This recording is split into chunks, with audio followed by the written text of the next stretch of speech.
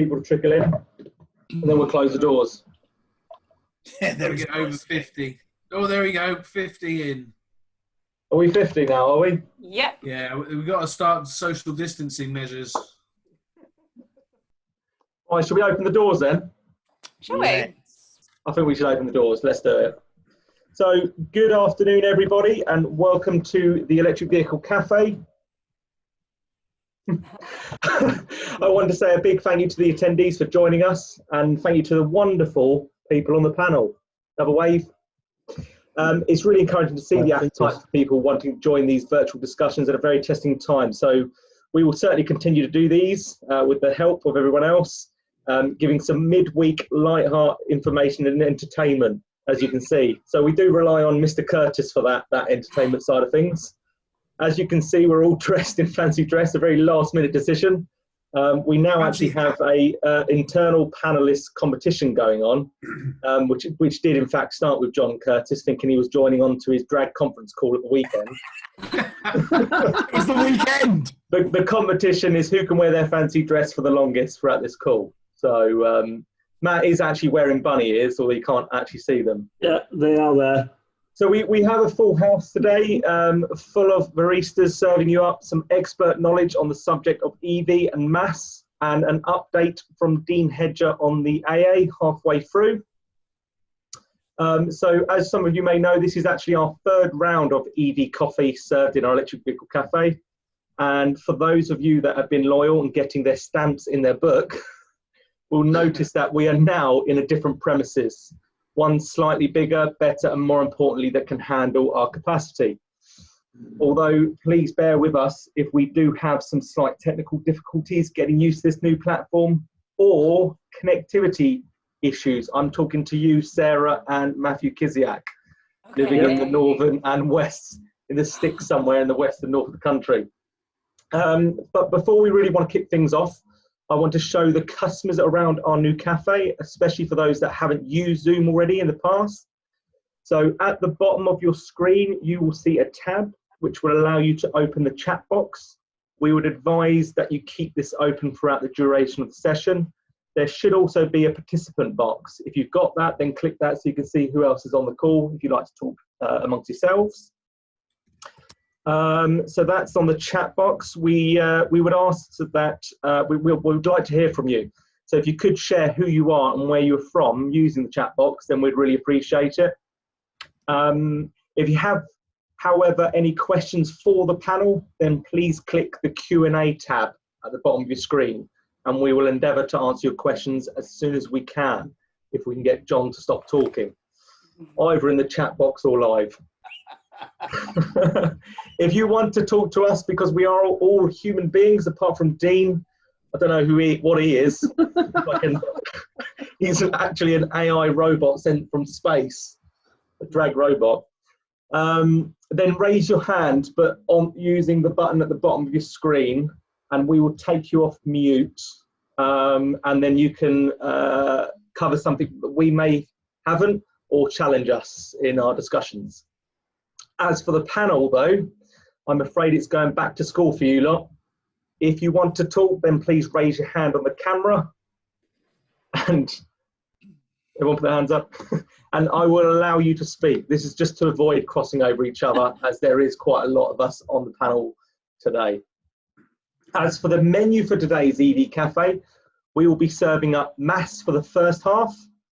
Then we will have a short special session from Dean Hedger to give us an update from the AA, followed by a myth-busting session for the second half on Evey. I will always open the floor to questions at the end of each session or question. So please do use the chat box, the Q&A, or raise your hand on the symbol at the bottom of your screen. But before we go into that discussion, and it's a big but really, we are allowing you, our attendees, to choose what we talk about. So for the first session, I would like you to choose multiple questions from a poll that you'll see pop up on your screen in a minute. And there's a selection of 10 questions. Oh, my phone keeps going off now. There's a selection of 10 questions. Please choose a few that you would like the panel to answer and discuss on the topic of MaaS. The top 4 or 5 questions, depending on our time, will be discussed. And for the second half, you get a chance to choose the myths you would like the panel to bust. And while you do that, we'll go through the introductions of our lovely panelists / baristas / drag queens / mountaineerers. So I will just put that poll up now for everybody. That should be launching just in a minute. So whilst you choose what questions that we'd like to cover, we'll start with the introductions. I will start. So I am that guy who rambles on about how good the Renault Zoe and other Renault ZEs are on LinkedIn. I am the Southern EV Manager for Renault UK Fleet Department. I'm eager to talk to fleets, leasing companies, dealer network, public sector, you name it. Trying to offer everyone an end-to-end solution, ongoing support, about talking about EV. I will, however, today be taking a more of a moderator kind of admin kind of role, as we do have quite a large panel, and so someone has to look after this naughty lot. And keep an eye on who wants to speak from the attendees. That's enough for me talking. That's enough for my introduction. I've started the poll, and I can see it's already active. I can see we've got a few popular questions there. So who would like to go first? Hands up. Sarah, if you'd like to do your introduction, please. That's cool. Hi everyone, I'm just very happy that I can use the software today rather than last week where I had to wait in the wings and try to reply by text, which was very painful.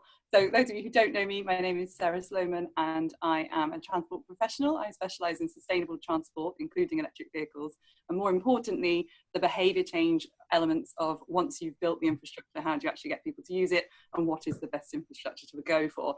So I've got a very varied role. I do lots of advisory pieces. I'm working with fleet managers, trying to help them take the next steps on what they most want to do and whether they can afford it and what their deadlines and timescales will have to be. I'm always engaged with government and local authorities on what they need and want. So you can ask me anything about futuristic stuff, about past stuff or best practice stuff. I'm always here and always happy to help. Excellent, thank you. Who's next? Dean, you're next. No, John, you're next. No, I'm not going to get in the way of Dean. Dean, go for it, my man. Right, that's enough. I'm going to lose that competition. Dean's out. That is hot, sweaty, itchy. 9 minutes you lasted, Dean. 9 minutes. Right, Dean Hedger. I can see lots of names on the attendees that know me. I'm Business Development Manager at the AA. I've been here for the last 18 months. Really pleased to be on this panel today to let you know what we've been up to in the EV space. So, yeah, glad to be here. Excellent. Mr. Curtis? Hello. Yes, I'm the mad one at the top. And I am John Curtis. I'm a Go Ultra Low ambassador, unbelievably. So I'm lucky enough to spend my life with electric vehicles, low carbon, low emission, and trying to encourage people to do the sensible things around transport. I'm an ex-head of sustainable transport for the Scottish Government.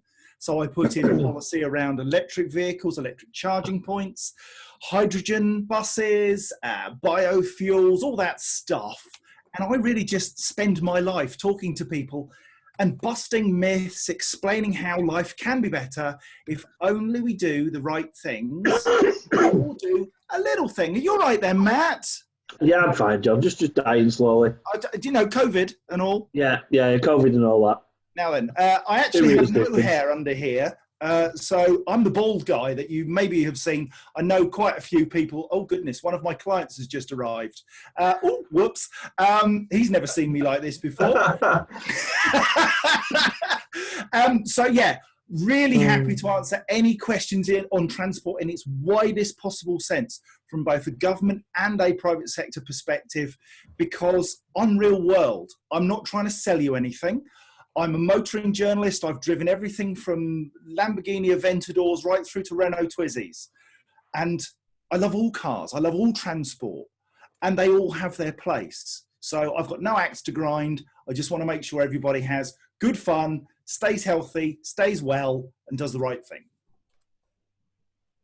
Excellent. Matt, would you like to go next?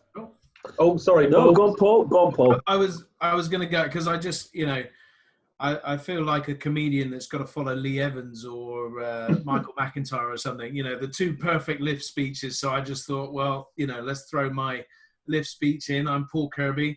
I'm a van expert and an EV advocate. I would call myself an EV journeyman. So I'm learning all about the world of EV because I can see the value and importance of transitioning to electric vehicles or alternatively fueled vehicles, you know, hydrogen and other things like that certainly come into play also. I focus almost entirely on light commercial vehicles, particularly with the transition to EV, because it is different. There are different anxieties, there are different challenges, and I want to open those discussions, ask those questions, give those challenges, and help fleets and individuals, small businesses, move into an electric vehicle world or an alternatively fueled world so that we've got a better world to hand on to the next generation. That's me. And last but by no means least, MK. Hi guys, my name is Mathew Kiziuk. I'm the Northern Development Manager for Electric Vehicles at Renault UK. So exactly like this idiot, the other side of me, but a lot less camp. Myself and Jonny have been with Renault now for just over 3 years, and it's a really, really good project that we've got involved in here. It's nice to see that Renault as a manufacturer are really focusing on electric vehicles and trying to push and help people understand them more. And it's a real pleasure to be sat here on a panel with some of these people down there and across here and all those lot that have been doing this for a hell of a long time and know what they're talking about. So hopefully today you'll get the best of all of us, and it should be a good fun afternoon. Thank you all. So we've had the poll on for 6 minutes, so a minute each. We've got 46 out of 55 that have voted, and the one that had the most votes are: what are the barriers to behaviour change, and how do we overcome them? I'm going to end the poll now. So that's the one that's got the most votes. I mean, for me, it's it's legacy behaviour, damaging comments such as "we've been doing this for years," that kind of thing. There's different aspects to the younger maybe not having so much as a deposit, or my dad always booked a train and the seat, and he wants to do that for the rest of his life. Not tying into a commitment, that kind of thing. So yeah, anyone else from the panel that wants to discuss what are the barriers to behaviour change and how do we overcome them? Who wants to start? Sarah, sorry, Paul. Sarah first. No, go for it. Yeah. Sorry, Paul. Bit slow. The beauty of behaviour change is it all starts from a trigger, somebody wanting to do something rather than being constantly beaten into it. And ultimately, it's about giving them that chance to try a variety of options. There isn't going to be one vehicle everyone wants. Some people think that electric cars are still ugly. I mean, we can't ever change their mind on that. What we can do is to just start to lead them to that water and give them what they want to make them want to drink. Now, a lot of behaviour change for things like walking and cycling was tested by the NHS with their ability to help people give up smoking. It's no different from encouraging people to give up their internal combustion engine vehicles, and also the same when you're trying to get them to walk to work or cycle to work. It's about drip feeding in along the way the messages that they already know and are sick of hearing, but instead focusing on the positives and giving them access, like lending them a car to try, demonstration vehicles. Or if money is the trigger that they need, perhaps setting up some kind of easier payment option over the space of 5 years for the next purchase. So people need to be really creative in this industry now. We've got long lead times on vehicles. You can't just walk onto a forecourt and drive one away. This really takes a lot of commitment and passion, strategy and planning. And frankly, what better time than now for businesses to be really inward looking and thinking about what they're going to do next, how they're going to approach it, what steps they need to take, who they need to partner with to get there. Now's the time to be really helping each other think about that. I think that goes with my favourite quote: make it an eco trip, not an ego trip. Nice. It's not my quote, I'll just say, but I found it and I really like it. But yeah, I like what you say. It's all about bums and seats. Jonny, are you out now because you took your glasses off? I can't see anything through these glasses, so yeah, if I'm out, I'm out. Really. What's the prize anyway? Prize is some Renault notepads. I'll hold you to it.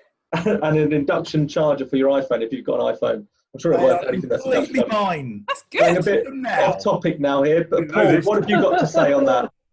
So Dean's put his hat back on. I think, Sarah's made a really great point. Bums on seats are a big challenge. I think within fleets, though, particularly when I'm thinking about light commercial vehicles, a business is making a decision or a fleet manager is making a decision, and that needs to cascade down to the drivers. So the challenge for me is about how do you hand on the education. So we're a lot of the time when you're approaching a car, you're doing your own research and you're making decisions. But for a lot of van drivers, they're not looking at the new car market. They're looking at maybe the second-hand car market and things like that. So they're not even encountering the electric vehicle message. So it'll be the first time that they encounter the electric vehicle message is when their fleet is considering doing some local deliveries or the post run or whatever with an electric vehicle. Now we all know, or many of us know, that vehicles have a much wider range than that, but they will maybe start with the lighter jobs and the short range. But it's about educating the drivers to understand what they can and can't do with an electric vehicle, helping fleet managers understand what they can and can't do, answering their questions. So for me, it is really about educating not only the fleet managers, but having a cascade, a very clear cascade to the wider audience so that they can embrace it positively. I'm going to leave it to John now. All I was going to say, and I'm going to be slightly controversial here, is I agree with absolutely everything you say. My issue is that when we legislate to make change happen, it happens. And I get slightly frustrated when I hear government saying that they won't legislate in this area because they don't want to make things happen through the legal processes. They want to encourage people. And we have been at this for 10 years.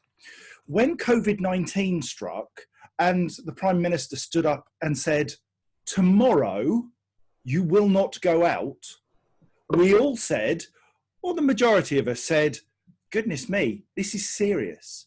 Now, every single death is a tragedy from COVID-19. But at the moment, we're running at, what's the number? 11,000? Maybe 11,000 people have died. Through poor air quality, every year it's estimated that 40 to 60,000 people die.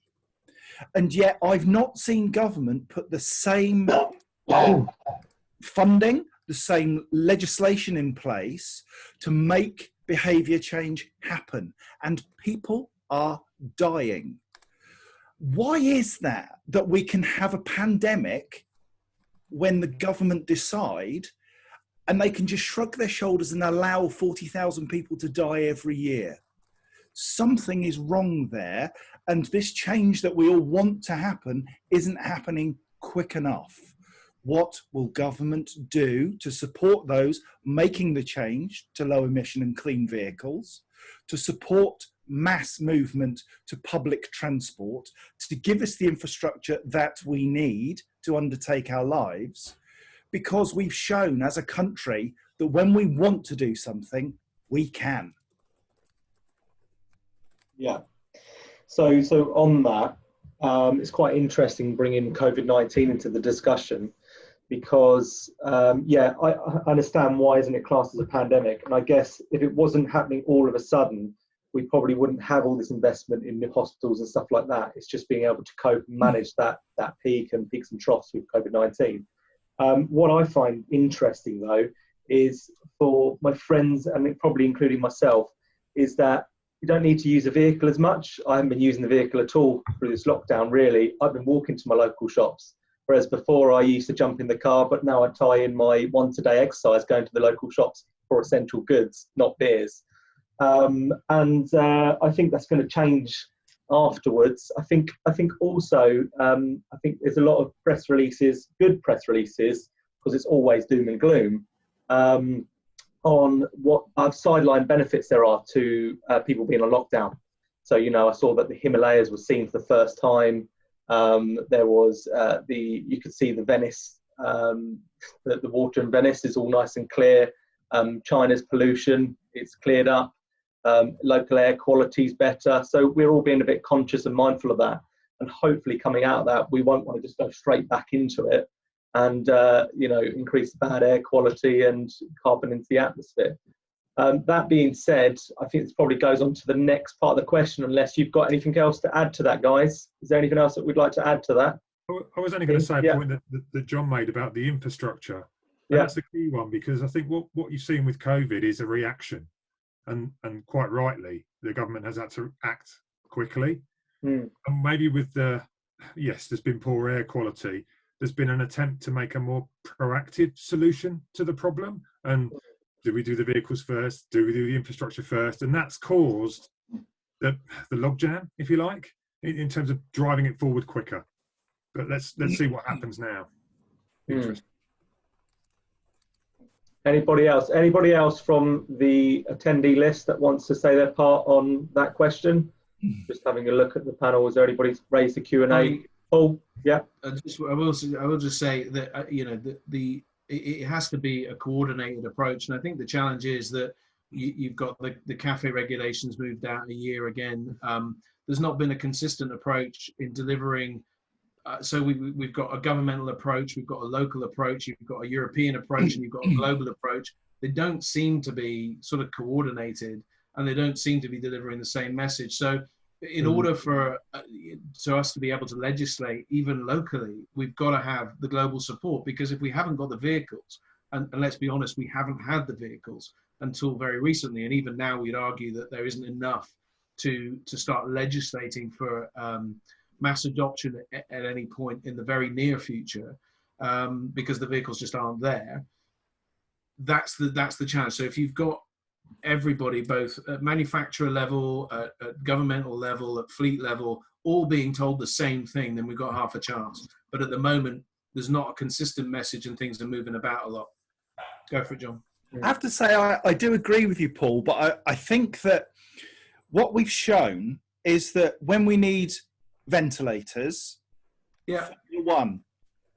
Dyson can put their efforts into making ventilators, and the reason that they were able to do that was a commercial one.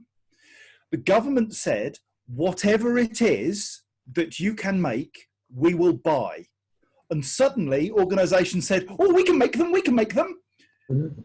I think what we need is to recognize the size of the challenge, to recognize the size of the commercial opportunity, and stop fiddling around the edges. We have an awful lot of car manufacturers who still have very limited low emission vehicles in their range.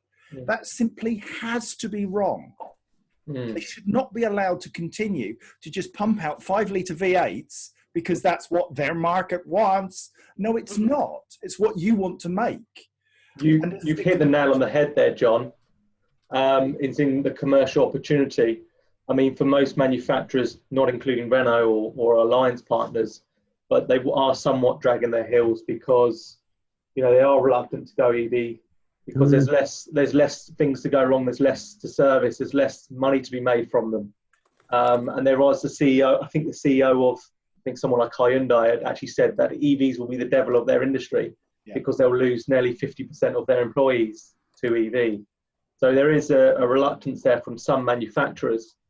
We made a commitment, Renault made a commitment over 10 years ago, and that was because we had 3 key environmental thresholds. We had circular economy, looking at resources.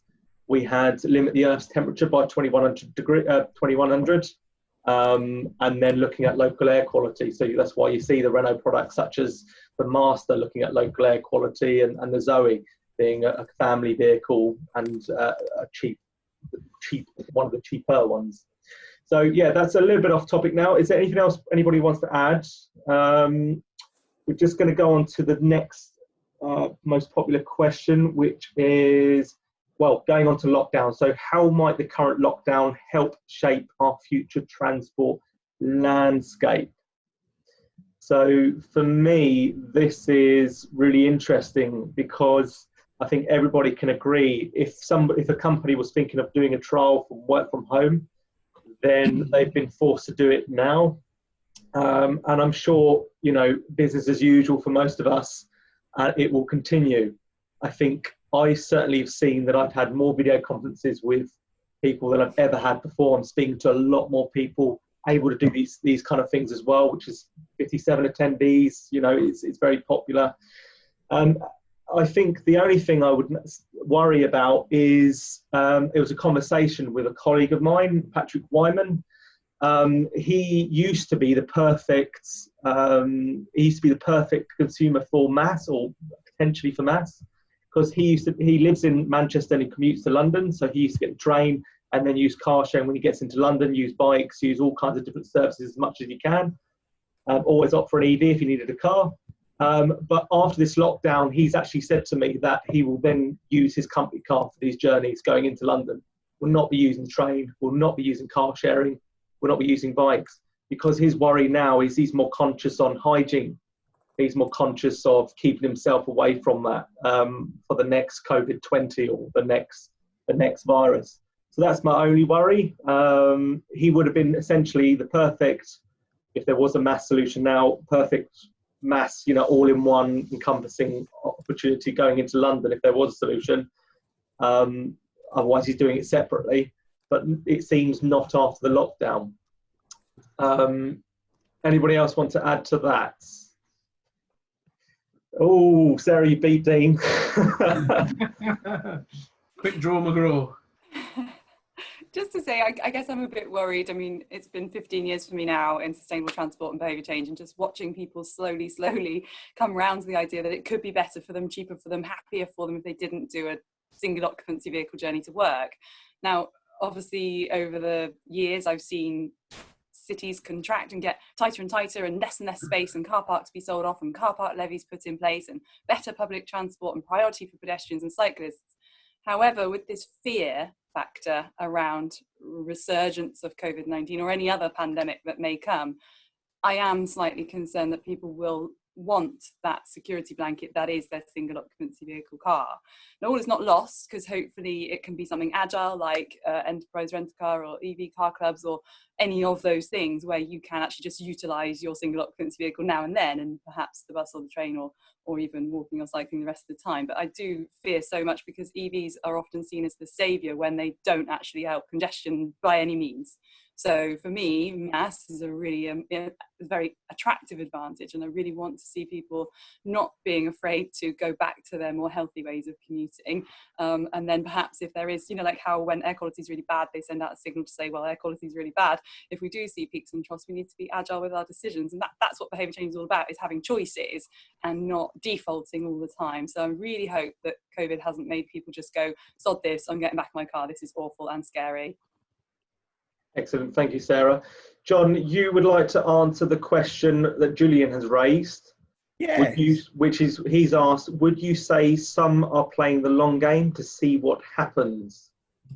I think that's absolutely right. And Julian made some great contributions last week, doing the same again. There are some manufacturers who are not feeling the need to change. And I think Sarah made a point in one of her comments earlier that we need to almost demand empowerment. We as the market have some power in this, and we tend to drive what we're given, and actually what we're seeing emerge is a marketplace that's a bit more informed and is saying, actually, can I have electric vehicles, which is why we now have a shortage, why we have waiting lists. So the message is coming through to some manufacturers that the commercial opportunities are there. The others need to get on board pronto. Okay. Mathew. Yeah, I've kind of just answered that question as well with Julian in the chat box, in the questions and answers. John, you're right. As I say, I mean, I think from our point of view as a manufacturer, we've given up people the opportunity to start coming on that road with us a lot earlier. And I do think that there are companies that think they have to wait for the technology to be better. Whereas, you know, when you look at what's out there today, that they can work for the majority of people. I mean, probably like yourselves, like a lot of people on here, I've driven them since they were doing sort of 60 miles on a charge at the best. And, now a car that does 200 miles on electric is easy to find. And I'm sorry, I can't understand that doesn't work for most people or most families. Matt, I just want to echo exactly what you just said. The fact that me and you exist for a Renault manufacturer, I don't believe there's any manufacturer at the moment that's got the likes of me and you as a resource for EV talking to customers. But yeah, it's definitely horses for courses, and current EVs, even EVs 6-7 years ago, work for a vast majority of the population. Dean, you had your hand up. Yeah, I was thinking that that's the earlier point of and it comes down to meetings and having meetings and going back out and traveling again. I don't think this will be a big bang and the switch will flick and we'll all return back to normal again. I think a lot of us are going to be not so much thinking about the form of travel that we take, but do we take the travel at all? Absolutely. And how effective can our roles be doing what we're doing now? When is it more value to actually be with someone and maybe demo something or show something? But it's going to change. I think it's going to change. There's going to be a lot more done on mediums such as this. Definitely. So we've got a couple of questions in the Q&A. We've got one that says, what do you mean by that? So could I just ask who you're referring that question to? Stelios has asked, is EV progress, I'll answer this one, is EV progress going to be delayed significantly due to COVID-19? I think every manufacturer's, most factories are closed, so it's going to be delay and lead times. If a manufacturer is in that development stage, then yes, that's going to significantly delay their plans for EV progress. However, we are quite a way ahead with Renault Zoe. We've got that on production line. We have actually no issues with any of we have no supply constraints with any of our Renault ZE. It's just that we're not building any cars at the moment. So until we open them up, which I hope will be the end of this month. Sorry, yes, John. Nothing other than to say that I'm just reading the comments here, and I think we mustn't lose sight of the fact that hydrogen vehicles are an alternative, and that current battery chemistry is not the only solution. There are many other ways of slicing and dicing transport, including public transport, and Simon Brace there, excuse me, has just said that public transport could have a bad reputation after the COVID-19 thing. I think, I agree with Dean, that we will get into a marketplace where we're much more choosy about what it is we go and see people for, how we travel, why we travel. And I mean, I think this kind of platform is demonstrating that you can engage with an awful lot of people in a cost-effective and effective manner. And frankly, going out and seeing customers is very expensive, is not always productive, and frankly is a bit risky as well now. So I'm voting against it. Yeah. I would love to know how many people in this webinar would actually prefer to work from home if they could, rather than traveling. I think we've got a poll here coming up there, John. I'll just echo exactly what you said and what Dean has said. The president of the AA, Edmund King, so you know, Dean knows him well. I found his comments regarding lockdown really interesting. So he's said, arguably in the future, on a press release, arguably in the future we should invest more in broadband, because what this current crisis has shown is that the majority of companies can continue working from home and it can be more efficient. So just to completely back up what we've just said there. So that's a really, really big statement there, I think, from Mr. Edmund King. So where are we now? We've got some Q&As, have we? Let's have a look, shall we? Will Burgess has said, I'd like to know, how do we solve the issue of congestion on public transport, primarily trains and buses? Is this all down to the companies, or do the public also need to play a part? Who wants to answer that? I'll just make a comment on it if I can. I think things are likely to change from now, and it was mentioned, you know, as companies go back to normal, whatever normal looks like in the future, you know, we want to be having less people in the same place at the same time. And I think, you know, if we consider, you know, the benefits of working from home and doing this, maybe we can structure the business world away from 9 to 5 a little bit, and spread the weight of, because congestion is around, you know, these specific times, start of school, end of school, and start of work, end of work, because they're very, very common times. But if we can change the structure of the way we work, and this is one of those ways, then we can possibly spread the burden on public transport. So I think it's a both and. You know, I think companies will play a part in being responsible for that kind of thing. I think individuals will be able to play a part, and you know, it'd be nice if we could get away from the idea of peak and off peak, and spread that whole weight of time and travel across a broader spectrum, and also using these sorts of things by just reducing the amount of traffic on the road. That would be just a comment, not necessarily an answer. Sarah? For buses, I love public transport, I love buses. I think a lot of it is about the fear factor. So a huge study we did in the West of England region, which is Bath and North East Somerset, Bristol, South Gloucestershire and North Somerset itself, showed us that thousands of people, it's not they didn't want to use the bus, all of those old school worries are gone, the seats are lovely, there's Wi-Fi on board, it's contactless payment, it's really easy. But what they were worried about was they just couldn't find out where it stopped, they didn't know how far it was to their bus stop. It turns out that most people live within a mile of a very rapid transit route where you would only need to wait 3-4 minutes for the next one, so you wouldn't even need to read a timetable. But that mile from their home to the rapid transit route was considered too much for them to be bothered with. So they did a study with First Group where they laid on sort of a first mile transport system, so you could get from your home to the bus as part of your integrated ticket with a sort of shuttle service that ran around the city at key locations. But the issue we see time and time again is these really innovative ideas often aren't profitable. So they run on grants for a year or so and then they end up not being viable. And a year is fine, but somebody needs to be doing something for about 18 months before they think it's part of their daily life. So somebody to get a month's bus ticket is great, but when the novelty of it being free wears off, that's not enough. I'd like to see a lot more going on with HR, with people in businesses saying, well, look, how about bus tickets through salary sacrifice? How about you get access to a really secure bike space instead of a car parking space? But these offers are sort of there, but they're always an icing on the cake. And trust me, they're the first to go when it comes to cuts. Okay, we're just going to go to the Q&A section.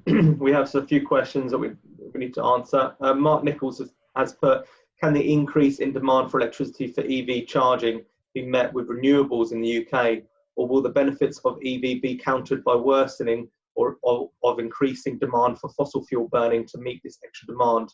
I know companies like GridServe are promoting this, solar EV charge forecourts, and Octopus Energy have an EV charging tariff.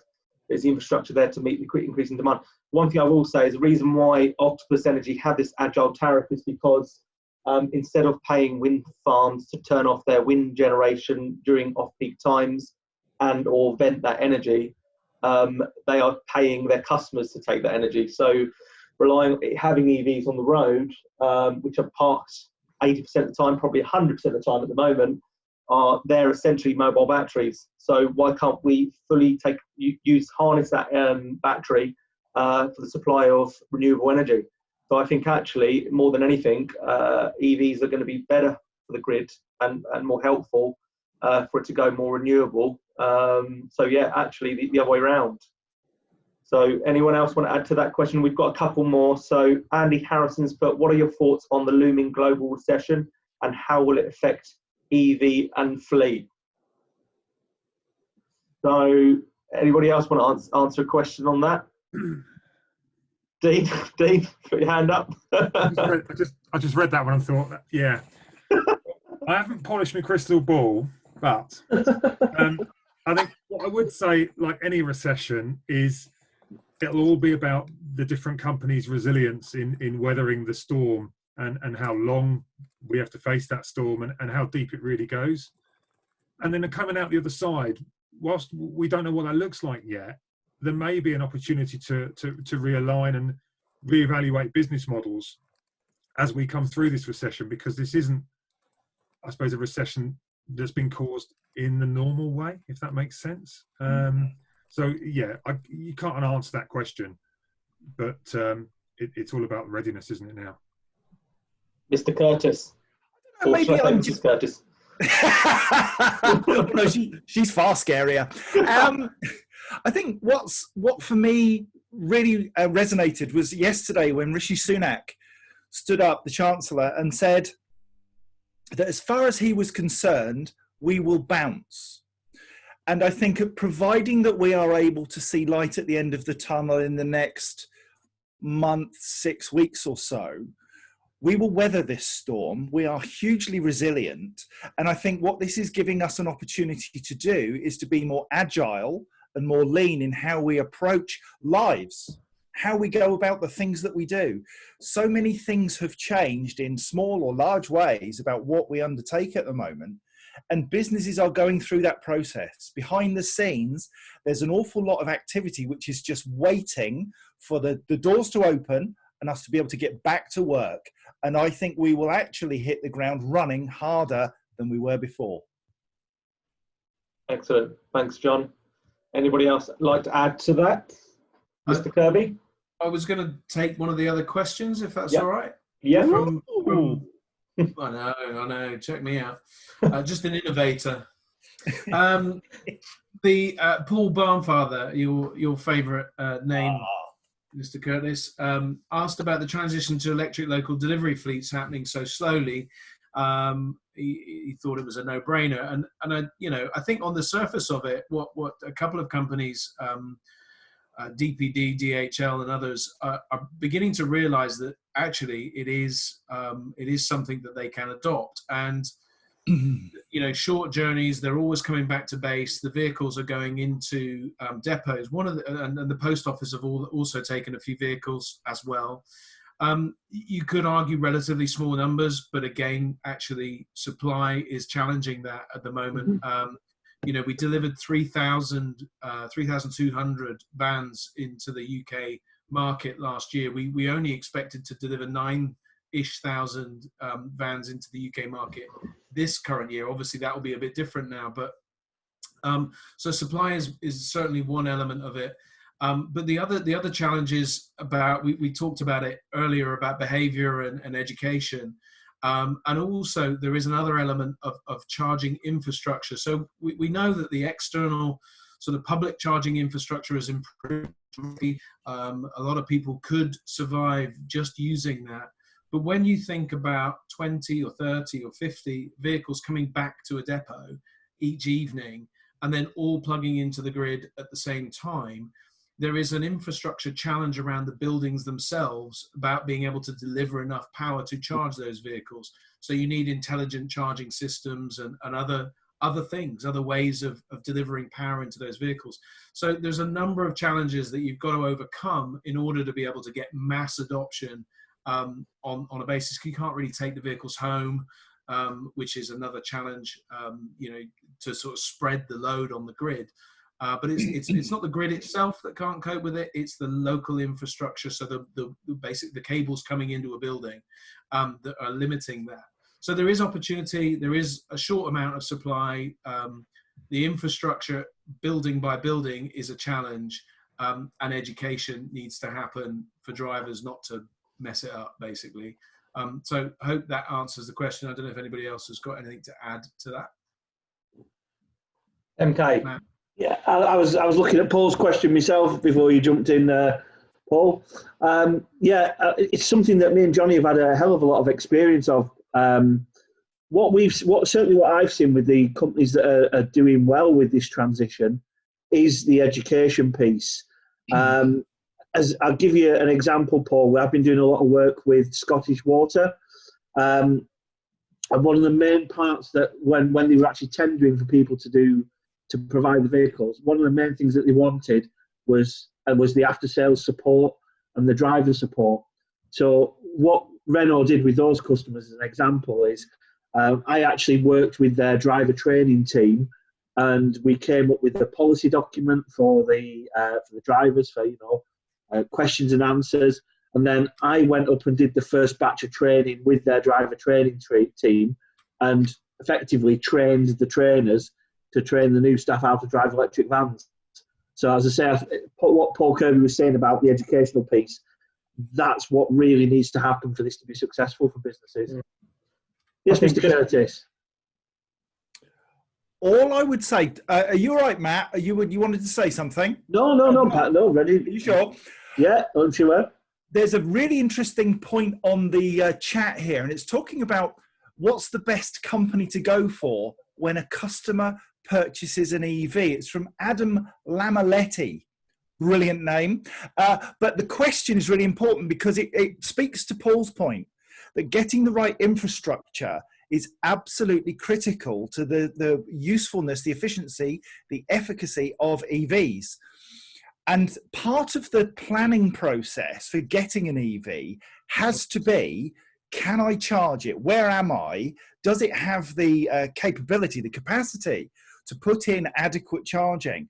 And people leave this far too long in the project cycle. They wait until a week before the car's delivered and suddenly think, oh, I need some chargers. Here's a tip. Start that process 6 months before you get your vehicle, because it will take some time to almost audition the right company that you want to work with to put in your charging points. They are not all the same. And it's really important that you have a relationship with that charge point installer, charge point provider, so that you get the best piece of kit for you. One size does not fit all. I'll shut up. Sarah. Oh, no, building on what you're saying, just about procurement. So again, the decision to make the cars, which is the big ticket item, well, until people realize they might need upgrades on their site. But until that point, the cars are the big ticket item. I've seen endless business cases and strategies trying to justify those vehicles and nothing about how they're going to deal with the correct equipment on site. So they haven't thought yet about who's out there and what's their opportunity, what's their option, how much budget have they got. Sometimes they haven't even got the budget for it. It's a spend to save, an investment program, sure.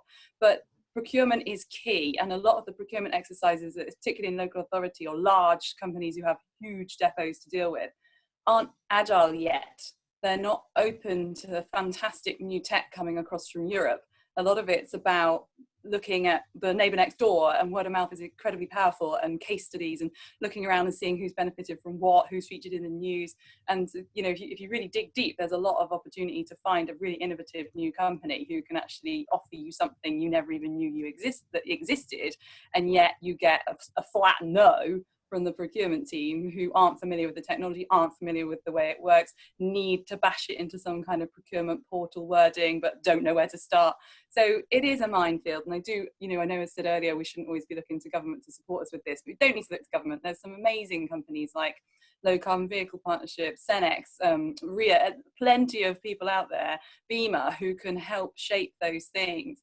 It's something that we've been doing a lot of for our law firm clients, but actually there's lots of people who can help on a more holistic overview. But don't be afraid to ask, don't be afraid to challenge. And I think that's the way we've got to move forward, is what works for you and your site. And if you don't want to or can't afford for an upgrade, then just go for low power output charging.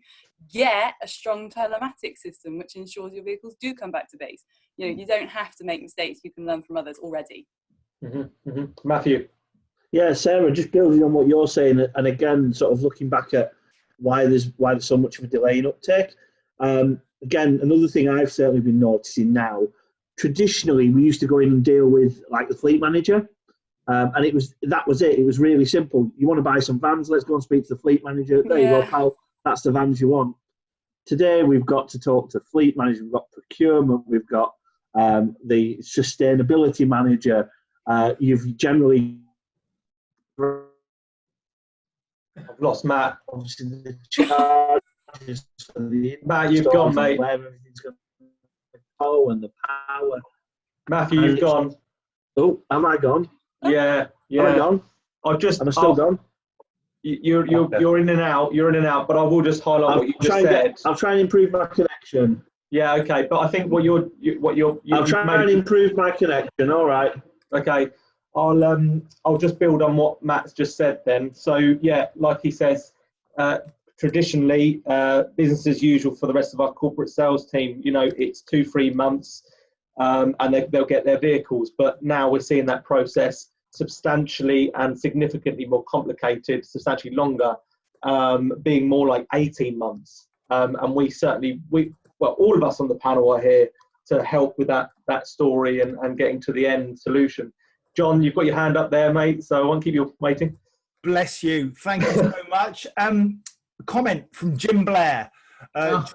Jim from Arnold Clark, wonderful man. works incredibly hard with electric vehicles, speaking a great deal of sense. He says, I keep hearing that EVs are simple and easy. I wish it was true. For a typical car buyer, they are confusing and need a lot more thinking about than an ICE car. This is one of the main barriers to entry. We have all been there. We have all had those challenging experiences. And Jim and Arnold Clark are investing a large pile of cash in setting up an EV learning centre, which doesn't sell electric vehicles in Glasgow, to help people get a bum on a seat. It's a massively important project. It's like the Milton Keynes Experience Centre and what that's achieved, giving people the opportunity to go in, speak to some really knowledgeable people, get some information, because knowledge is power, and to overcome a lot of those early stumbling blocks before you have them. It will give you the confidence to try it. So some great work from Jim, and love everything that they do. Mathew, do you want to try again? Can I just check? Am I back now? Yes. No. Yeah, you are, mate. Brilliant. Brilliant. Thanks very much. That's all right then. Okay. Well, Jonny, you obviously finished off what I was saying, so yeah. It's where we're at. That's where we're at with things, and that's why things are slow. Yeah, and Renault and our alliance partners, we are working on a group division, an affiliated company that does exactly that. We haven't particularly launched it in the UK yet, but when we do have more information, we will share. We'll be happy to share it. But it is exactly that, to help that whole process from enablement to choosing the right software, completely agnostic approach. Yeah, okay, that's cool. So we've got Simon Brace has put his hand up. So I'm gonna, if Simon still wants to talk, I'm gonna allow him to talk. See if he's got a question. If not, I'll put him back on mute. Simon, are you there? I am. Did I put my hand up? Yeah, you did. Yeah. I think it's because I was being given me lunch by the wife, to be honest with you. okay, no worries, no problem. I'll put you off mute, and yeah, if you've got anything else to say, then put your hand up again. Yeah, will do. Cheers, Simon. Okay, lovely. Right, so I think we've got time for one more question before we allow Dean to take over and give us an AA update. I'm just going to take.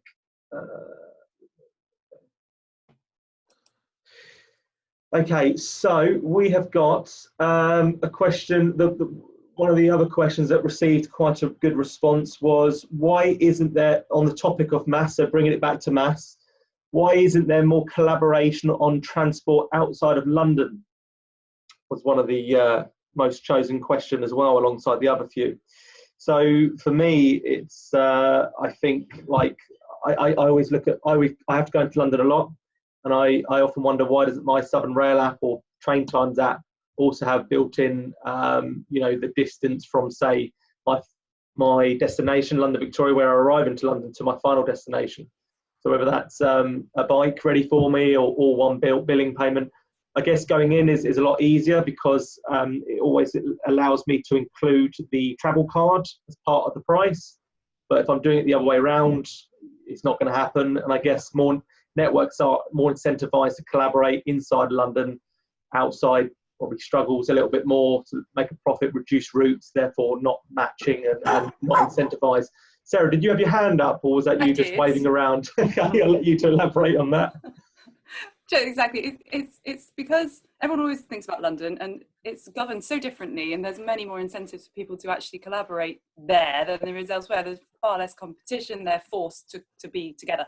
But beyond that, we are seeing, have you heard of the Urban Mobility Partnership? Have you heard about big companies who may have been competing in the past all actually joining together to see if they can build a network across the UK and from scratch, including things like working with housing developers to make sure that a mobility hub type effort is put in place from the start. So people who move there, was what I was saying earlier about behaviour change and triggers, the second they move there, they are already offered a suite of supporting companies who aren't competing, but they are bike hire, they are scooter hire, so micro mobility, they are bus ticket subsidised fares, and it is things like EV rent a car instead of having to own one. So it's about, the collaboration piece is going to come with time, and it's going to be born out of people wanting to share rather than own. You know, like we see this through our consumption of data, we see this through our consumption of media.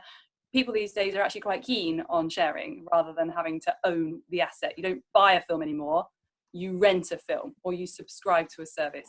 Who wants that? Who hasn't got a cupboard full of DVDs and CDs? And that's how I see things moving forward in the future. I wish I had a giant family car and a little car, just like I've got now, thanks to the Zoe that can't be collected.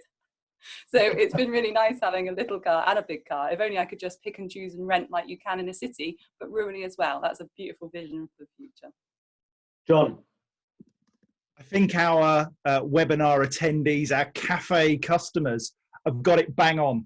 They talk about, as Sara has, the commerciality of transport and that they are all in it for money. And they are not interested, because they're too short-sighted, in working collaboratively to grow the market across all modes. And I think that is something which has been borne out in Scotland, where I've got particular expertise, where when bus companies were encouraged to use debit cards on board their buses, they flatly refused to do it. You will buy a card, you will use our card.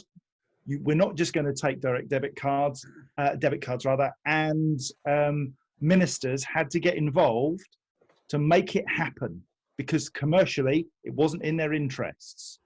The same is true with trains, that trains have had to be forced by governments to take action to improve the quality of the services. There is no drive, if you'll pardon the expression, from transport operators to provide the service we clearly all desperately need. They are only interested in their own small world, and every single comment that's come up here says exactly the same thing. Lovely. Has anyone else got anything to add to the collaboration in London? Because otherwise we'll go to Dean, because Dean, it's your time to shine, mate. Yes, sorry, Matt. Yeah. Julian Mentor's got his hand up. Oh, he has. Yes, excellent. Julian, we're going to allow you to talk. Hopefully you haven't had your lunch brought to you. You've hit it by accident, and you have got something you'd like to ask us or mention. Hi, Julian. You're live. Hi there. Hi. Can you guys hear me? Yes. Fantastic. So to be honest with you, I put my hand up straight away when the question came, but it's pretty much been said for most of it. Literally, all I was going to say is it really boils down to partnerships. There was a documentary regarding this a good 4 weeks ago on Panorama as to why, basically people in the outskirts aren't benefiting from the great network in London. And the simple fact is the demand in London is greater. That, there's a lot more people in London. London, like Sara said, are forced to develop innovative ways to try and get people around. And I think for me, and this is probably me being a bit biased with what we do already, but this is where mobility as a service comes in, where one aspect of it is leveraging the benefits you're getting in the areas with demand for the areas that are lacking it. If you know what I mean. So essentially, if you're making more profit in one area, use a bit of that to support areas that don't have the same level of demand, because it will only be a matter of 2 or 3 people that are suffering, but the impact on them is greater. So I think for me, that's one of the ways to look at it. But I think overall, partnerships are really, really key. And I've always said that from day one when it comes to mobility as a service. One of the companies that I showed Jonny a while ago, I showed them at the bottom of their website, they had something like 12, 13 partnerships. And that's part of the service. I think a lot of people are reliant on government. A lot of people are reliant on sort of high authorities to take a role, when companies have actually a lot more power than they realize when it comes to the end user and how they can add value to that. So for me, that was really my answer and response with that, really. I think bottom line, partnerships, because don't forget, people do want to go through change. They want that experience. They just don't want it to cost them, because the impact of the cost could be greater than where they were before, So that's just my response to that. Thank you for allowing me to speak briefly. Yeah, thanks, Julian. I'd just say, we've spoken recently, and you shared something that really stuck with me, and that was that your vision is to get somebody from A to B. It's not about the services themselves. It's not about how. Really, it's about moving a person from where they are to where they want to be in the most effective and efficient way possible. And it just struck me. So my mum from 75 years old, has been getting the bus to come and see me, and that's from Box in Wiltshire up to Bedfordshire, Bedford in Bedfordshire, and she's been able to do that without actually having to pay anything. and has been able to jump from one bus to another because obviously the government give older people a bus pass. So there is some sort of, I don't know, maybe a template, if you like, to demonstrate that you can get people using public transport to travel vast distances if they have a little bit more time. And I appreciate that it's not ideal, you know, to take sort of 4 or 5 hours to do that, but it's definitely possible. And the idea of getting somebody from A to position B is, I think, a great one. And so I think that's what mobility as a service really needs to be. Yeah, I think we should rely on technology to solve that for us, really. I think with the company you're referring to, was that WIM app, Julian? Yeah.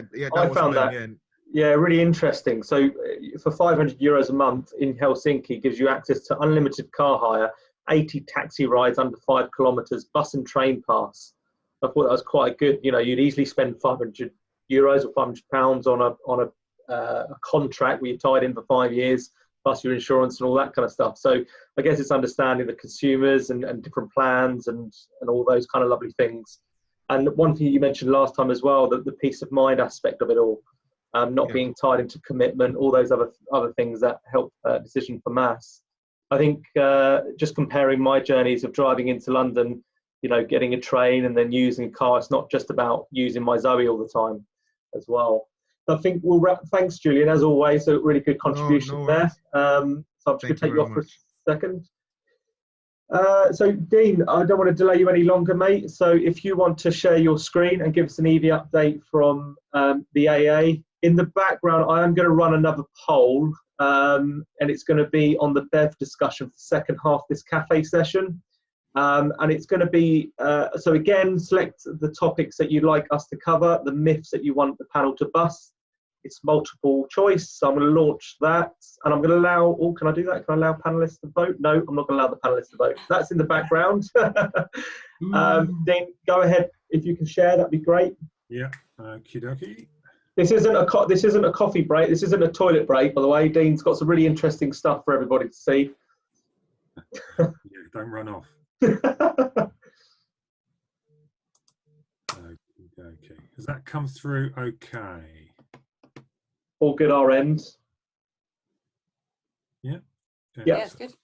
Great stuff. Right. Okay. Well, look. Oh, hold on. I've got a big thing come up there. Fine. Right. Look. Thanks, Jonny, for the opportunity to speak today. A lot of people are wondering how EVs are performing sort of day to day and what they like to live with in terms of breakdowns, etc.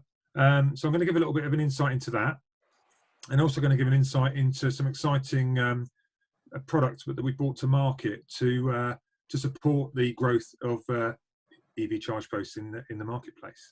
So here we go.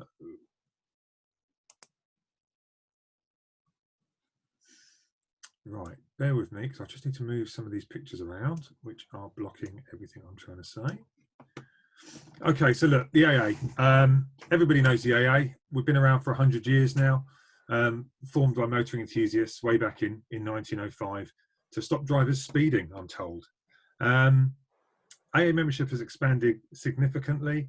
We're now up to just over 3 million consumer members, with 11 million members in total when you combine all the B2B drivers across the lease companies and manufacturers and hire companies that we deal with. And we believe that organisations should be investing in the future. So we are supporting where possible to enable the, as long as everything is going to commercially work out for these companies, the right thing for them to do. And we try and offer the right advice and guidance to help people move forward. We believe the charging infrastructure deployment should be accelerated if we are to hit the targets that have been put in place. And we also feel it needs to be easier for fleets and businesses to buy EVs and other future fuels. And we talked today about some of these areas, such as the right infrastructure, finance being available to support them, and the right advice and guidance. And there still seems to be gaps in this area, despite it all being fairly mature now. And we try and help where possible to help businesses and fleets, and obviously individuals along this journey. So in terms of the roadmap and what we've mapped out, over the last couple of years, this came to the fore. Back in 2019, I'll take you across the top section first. We looked at putting electric vehicle chargers into vehicles, and also hydrogen refueling, and we built a prototype vehicle to that end, and that exists. Some of you may have seen it at Cenex last year, but charging EVs at the roadside is not a strategy that we want to employ in the long run, for reasons of safety and also the economy, and the environment. We want to develop a first-line charge post support, and I'll talk a little bit more about this later. This is a phone-based service and effectively a back office for charge post operators that we've put into place. We're constantly reviewing the products and the vans available. Very, very, very keen to see what could develop and work in London, with that being obviously with the congestion zones in place already. But at the moment, there really isn't a product coming to market to be able to give us the capability that we get from our current vehicles. Towing is a key factor of an AA Patrols van, and at the moment the EVs just can't do that. We're also looking at second line charge post support, so using the patrols, for example, to actually go out and attend isolations at charge posts before referring to an electrician, for example. This is all being looked into now. Looking at the bottom section of this map, our patrols are all trained up to EV awareness level 1. This was done some time ago. We're working through level 2 now with everybody, and we'll be moving more towards level 3. We're members of an organisation called ARC, and we use our international colleagues in areas such as Norway and the Netherlands, who are slightly ahead of the UK regards EV charging, to develop best practice that they undertake to ensure that the UK is operating in the same way as we evolve. And also this level 1 charging, whilst that was done, the guys do get retrained regularly because the products are always evolving. So the fact that they got all trained up, some of them 2014, 2015, things could get refreshed regularly because the products are always evolving and changing. So how are they performing on the roads? You can see from 2015 it was really, really steady, but there was a gradual growth, and then from the end of 2018, as the registration started to kick in and this is for pure EVs, by the way, this isn't hybrids. This is pure EVs. It shot up. They only represent at the moment 0.22% of all of our breakdowns, and last year we attended 315 electric vehicles kind of running out of fuel, for example. So it's all very small, but it is growing rapidly. That figure of 0.22 doubled from the last quarter to this quarter. So we're expecting to see similar growth, albeit at the moment, you can see from this graph, there's a very slight dip at the end. And this is really being impacted by the lack of electric vehicles available to market. So probably, and with COVID obviously now. So it's going to be a little bit of a blip, but we're expecting to see this continue to grow once we get through.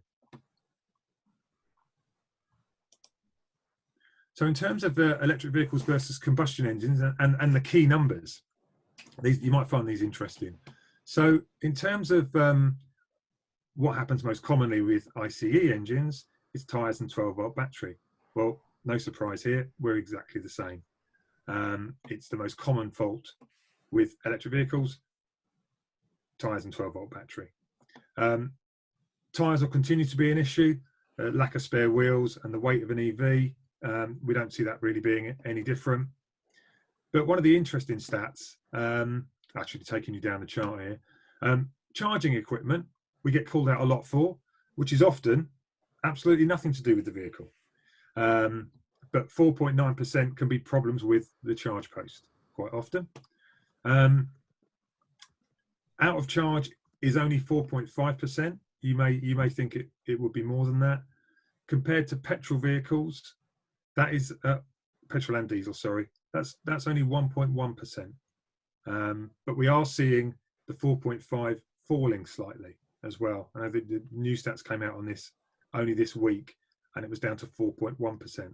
So we're expecting to see that fall as ranges increase and people get just better at using EVs. Okay.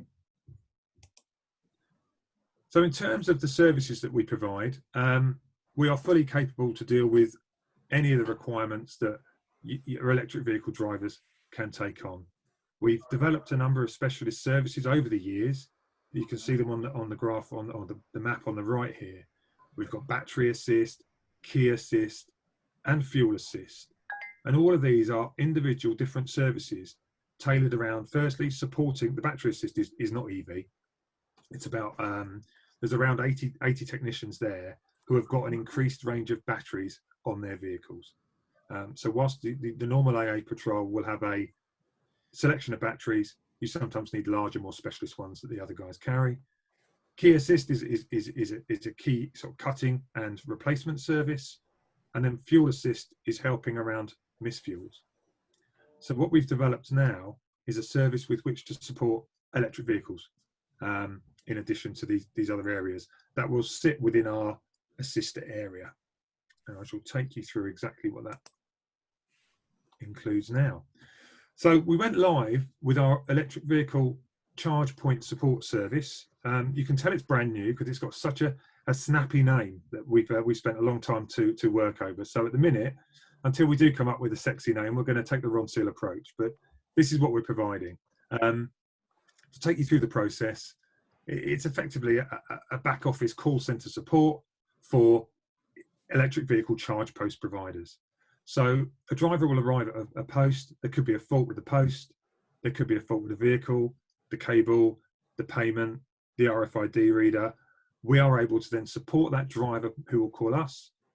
We'll then have a dedicated single point of contact. There's a team trained up to handle the call, all with process maps of effective questioning to enable us to assess as quickly as possible what is wrong in this scenario, and then give the driver, through the resolution process, the right advice and guidance. It could simply be an education issue. Perhaps the charge point needs a reset. Well, you can get into our systems. Oh, sorry, we will get into the charge point company systems and do that reset digitally and remotely. Or we may need to pass into that charge point provider for a member issue, a payment issue, an account problem, or even call out an engineer that they may have on their network to use. In the long run, we're looking to be able to support with our engineers, but that's arguably the next phase of looking at this work. And the final piece is that we are able to send the accurate management information on the number of jobs, the resolution type, the type of problem, the length of the call to these companies that would appoint us to bring this on board. So like I said, this is live. This isn't just something that we are thinking about doing. We went live with this product in March, and we're having discussions with new organisations all the time.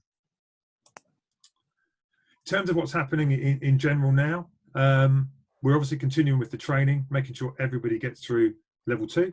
We're investing in technology all the time. We've got, I say technology. We've bought some really, really thick rubber gloves for the guys that they're all using now, which are really, really thick. But we've also got the tablets, the G1 tablets that the patrols use, developed with thermal imaging cameras, so that we can ensure that identifying any heat spots on vehicles to ensure that the high voltage systems are isolated wherever possible, and there aren't problems on vehicles that the naked eye just can't see. We're growing the charge point support service, and then we're continuing to respond to market demand as the consumer and our B2B partner needs change in line with the EV space. So hopefully, this gives you a little bit of information on where we are with our electric vehicle proposition and our focus at the minute. If you want to know more, I've got my details on there. So by all means, take those down or give Jonny a shout afterwards or Matt, and they can share those with you. Or you can find me on LinkedIn. I'm usually lurking around there somewhere talking about EVs or something. Thanks, Dean. If you'd like to take your screen away, we do have a question from Scott for you, Dean. How is the various hardware types training handled? We will normally work with the company very, very closely to document everything that is needed around the understanding of that hardware, and that all gets documented. And we sort of take a train the trainer approach. So the teams are then trained internally on how to handle that hardware, that network, either that interface, that online interface, whatever. Is that? Yeah. Thanks, Dean. So there's a few comments in the chat box around mobility as a service when we wrap that up in the first session. I think I just want to say this, really. I think just highlighting and echoing some of the comments, we already know that taxis, buses, trains, trams, bicycles, cars, motorcycles, you name it, they're all ways people can mobilise. The key here is when we talked about MaaS, I guess the goal, the utopian future, or what I believe, is how we can manage all these old things in a new way. As Julian said, with partnerships, and instead of the old ownership, it's more of a description, as Sarah said. It's one place, access to all things mobility as mentioned. The key behind all of this is to offer people individual mobility solutions based on their actual needs. You know, if, like Sarah said, she can use a Zoe as a day-to-day car. If she's picking up the kids and got the bike, then she'll use a 4x4. You know, one platform, one app, one payment, giving you all that combination of mobility solutions. That's the utopian future, I think. Whatever's best suited for your journey to get you to A to B, really. I think that wraps up MaaS first session. So now we'll just go to the polls. I think most of you have put your votes in, 80%. I'm going to end the polling and share the results. So number one myth was the grid won't cope. 44% have put that in there. So we did touch upon it a little bit earlier. The way what I've been led to believe, and the likes of the National Grid have released those, you know, press releases to say that this won't be the case. It's just more about balancing the load. For my example, really is whenever I use the Zoe and I come home, I do plug it in, and it's normally around 5 or 6 if I get home early and enjoy my lunch. I don't watch EastEnders, but most people do, and I don't actually need to charge straight away. So using the likes of what I have is an Ohmi cable, and I allow that to charge a little bit later on and during off-peak times, so I can make use of cheaper rates for the off-peak. More than likely going to be greener energy, or I use Economy 7, you know, the old tariff. So and that's how I do it. Just a bit of smart charging to sort of balance that peak and troughs. I guess you could make that comparison to COVID-19, but I'm not going to. But it is all about balancing the load. And as we move on to bi-directional charging, and we allow the two-way communications protocol with the car and the grid, then even more so, then electric vehicles are more. They actually contribute to the grid rather than actually taking the demand there. So does anybody else have anything to add? I still look at the screen. I see John Curtis, and I just can't take him seriously. But you're not alone.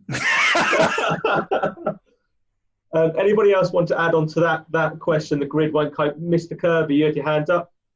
Yeah, I just want to kind of reiterate my comments from earlier. I wonder if people are perceiving, you know, there's the grid as a whole, and then there's the grid locally, and you know, infrastructure that we have maybe in our estates and towns and stuff.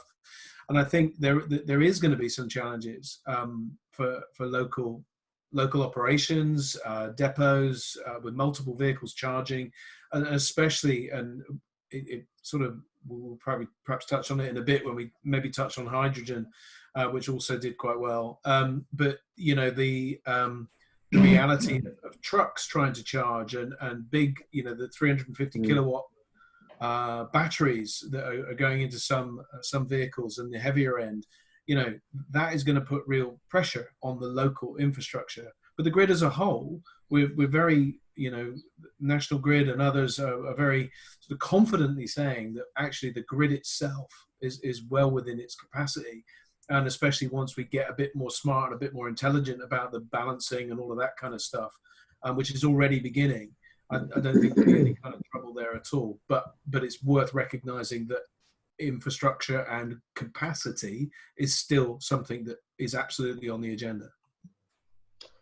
So we've got Will Burgess that has put his hand up. So Will, I'm going to take you off mute, and if you'd like to ask us a question or challenge us. Can you hear us, Will? Yeah, can you hear me? Yeah, if you just speak a little bit louder and clearly into the microphone, because it's a bit quiet. Is that better? That's much better. Perfect.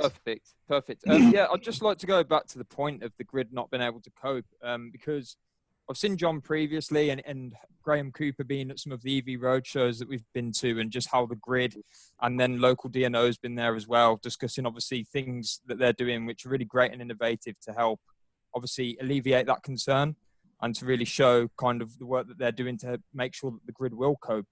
But I think that people need to understand that they're not going to be able to do it on their own. It's going to take a lot of collaboration with homeowners and businesses to have the right technology and things installed, and to have sort of smarter solutions there that can help sort of balance loads, such as dynamic load management, but also to have renewable technologies added to their buildings, which is what we're trying to sort of get people on board with, to take that strain off the grid and take that reliance off the grid, and to have energy being generated and stored on site that can then be giving EVs 100% renewable energy that then allows the grid to, you know, be under less pressure and to actually potentially even in some cases put that energy back onto the grid to help with that excess demand at times. And so, you know, getting businesses to understand this as a whole and understand as well that it will also give them a lot of cost savings in the long run is something that we need to, I believe, educate a lot more on and get them to uptake. And if anyone wants to challenge that point, feel free, or add any notes to it. Fantastic contribution there, Will. Anything else anybody would like to add to Will's comments there? Just trying to catch up on the Zoom webinar chat here. John? Only to say that Will is absolutely right. And I think if we can produce as much energy as possible locally, store it locally, use it locally, that is a great way to support the national network that we currently have. And in Scotland, there are many, many examples of where we're doing this at a community level to keep that energy, that renewable energy in the locality. That's what we need to keep doing. And I know Sara does an awful lot of work with local community projects and delivering great renewable energy, which is clean. And without it, electric vehicles, hydrogen vehicles, they're a waste of time. If we take dirty electricity off the grid, we might as well shut up and go home. So renewables is the only way. Oh, lovely, thank you. We've got some Q&As, I think, here. So Julian, you've asked a question. What are some of the challenges you, Dean, have encountered when developing these networks and collaborations with charging manufacturers? So Dean, probably going back to your earlier presentation there, are you able to answer that? Yeah, there's not been any real major challenges, I would say, at this point in time, because it's all brand new. So what you're doing is, the challenge is really is presenting and promoting a new idea to someone that they perhaps haven't considered previously. I would say that is the biggest challenge, but all has been fairly well received so far. Okay. It's a product. We fit in the space, don't we? That's the whole point. And by supporting people, it's a different direction on what the AA does. Okay, so just reading the comments here, Lloyd said, wise words from Paul Kirby. That's a first. Never thought I'd hear that in a sentence. Yeah, just highlighting the main challenges in the local distribution infrastructure. The way obviously we speak to a lot of public sectors with large depots and a lot of vehicles, a lot of heavy goods vehicles, and majority of them are just parked up when they come back from the day's shift. Wouldn't it be lovely if these vehicles could supply the local network? And you know, I'm sure that there are trials taking place with some public sector, but you know, that's the kind of help, that collaboration. Again, it's all about partnerships as well. Right. Okay. So, is there any other questions that we've got on this grid won't cope myth? Has it been busted? I think so. The next one is, oh no, 34% has said hydrogen is the future. This is where I disappear. I've got cramp. Yeah, I mean, there is a place for hydrogen. I mean, you just can't get away the again the energy to will. I mean, there's just so much more into a hydrogen process than storing energy and using it. Again, it's just it's a means of storage. I think a lot of the hydrogen at the moment is, as we know, is the brown. Oh, we've got some hands up.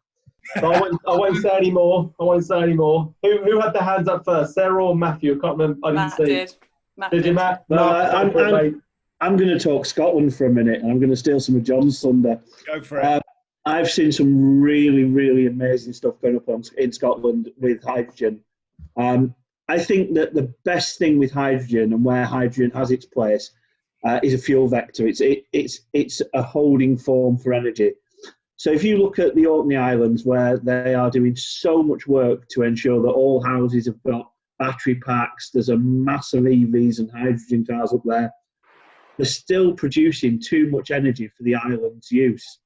So where they've gone up there now is hydrogen in a big way. But it's all renewable energy creating hydrogen. And again, as John was saying, and as Paul's been saying throughout this, it's all about green energy and renewable energy. So there's no point making hydrogen from burning coal. You've got to make, if you're going to store fuel as a hydrogen, as a fuel vector, it's got to be green energy that makes the hydrogen. And I'm sure, you know, as I think I said a few weeks ago when we discussed this last time, the Orkneys have now tendered out for hydrogen ferries to get people to the Orkneys from the mainland, because they're producing that much hydrogen. So I think where a local fuel, a local charging economy has more energy, and they can use hydrogen as a fuel vector, it's a brilliant option for a local area. Paul, my turn. My I'm turn. going to pass to Sarah first. Go on. Fuel vector. Sorry, fuel vector, sorry.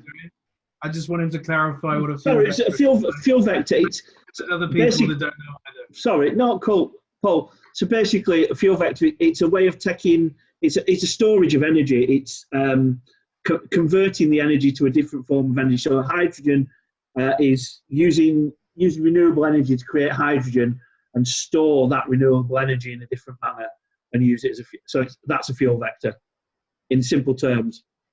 Thank you. Lovely. Now you go, Sarah. Go on, Sarah. Go all the way, Sarah.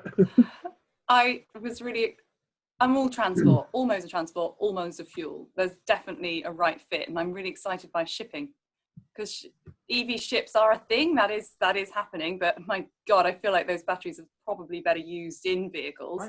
So I think hydrogen has a really strong power play in shipping, and we're seeing a lot of it happening in Southampton. I know big like ABB are getting involved. Cool. So I'm quite excited to see what comes next for not just cars, but freight and shipping with hydrogen.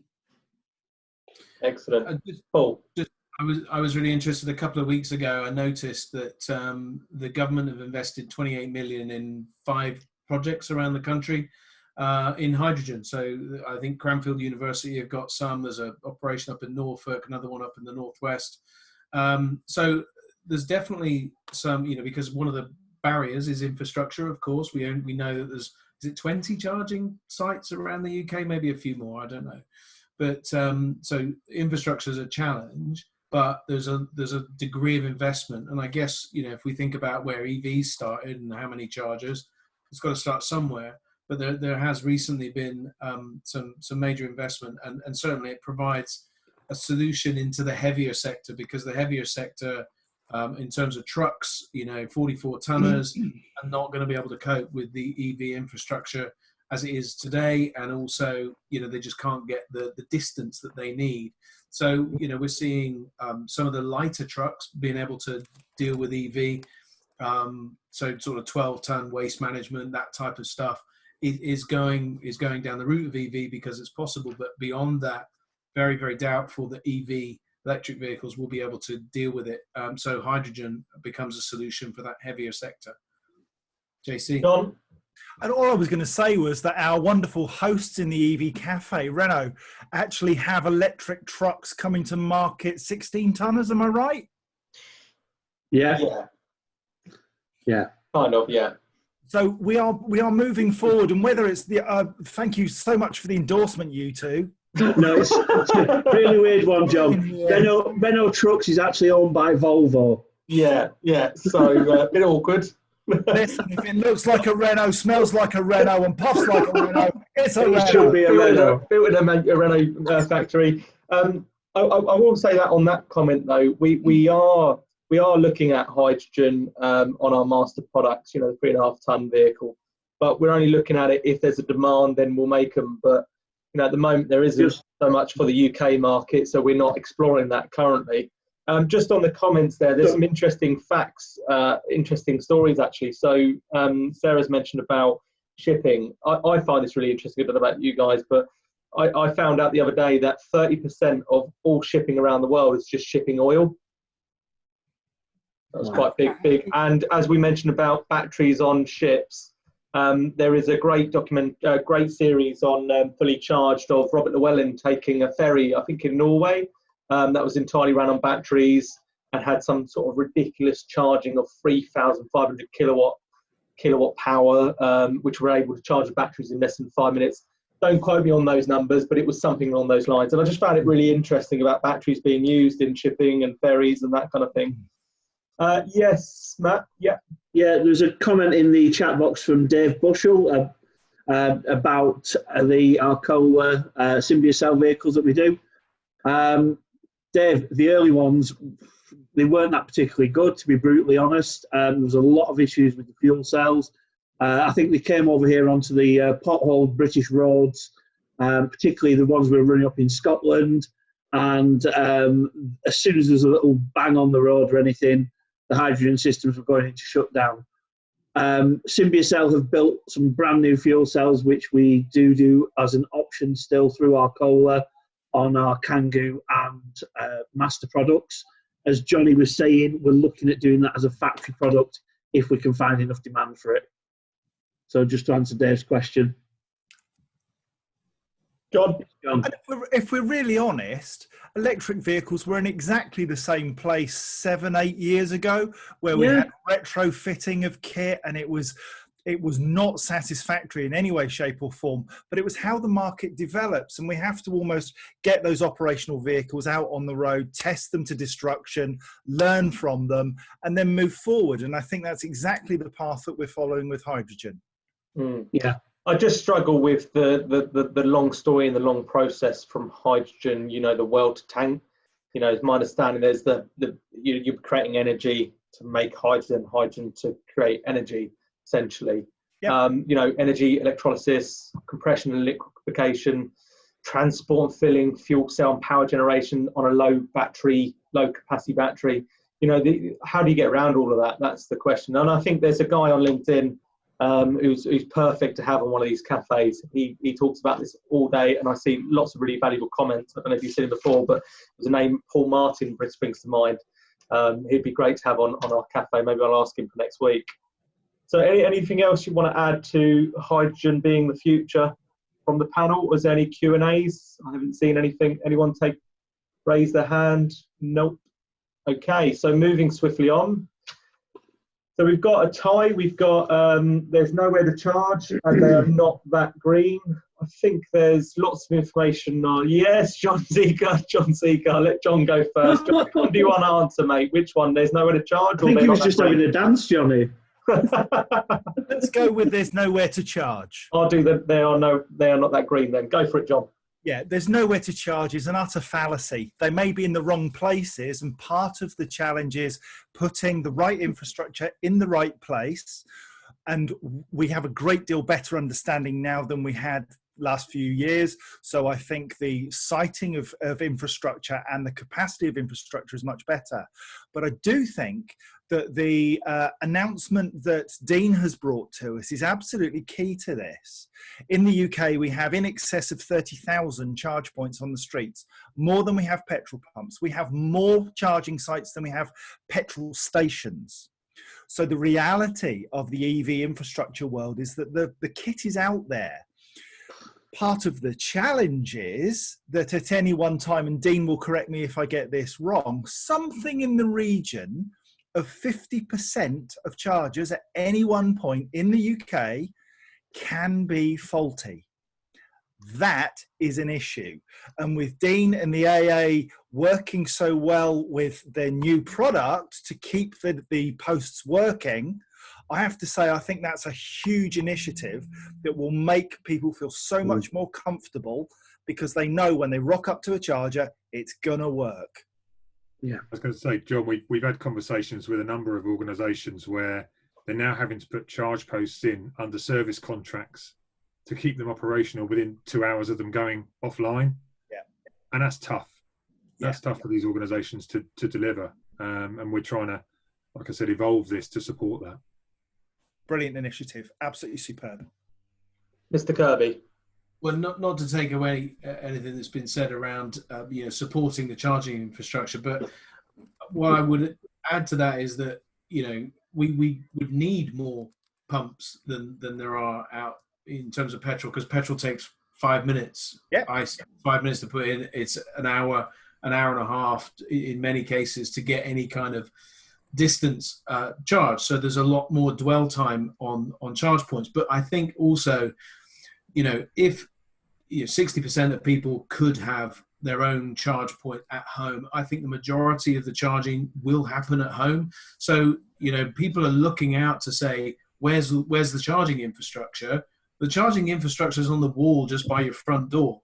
That's the most likely place, and or it's at a workplace. So the public infrastructure is actually, if AA and the guys can keep the what we've got today, functional, I think you'd find a lot of the other charging, the majority of charging would take place at home or at the workplace, and therefore the public infrastructure doesn't need to grow as dramatically as perhaps we might think, because I don't know, I don't have any stats. I'm some clever I've got person. stats, Paul. Go, Jonny, stats. Yeah. In the last 30 days, there's been 462 new charge points, new public charge points.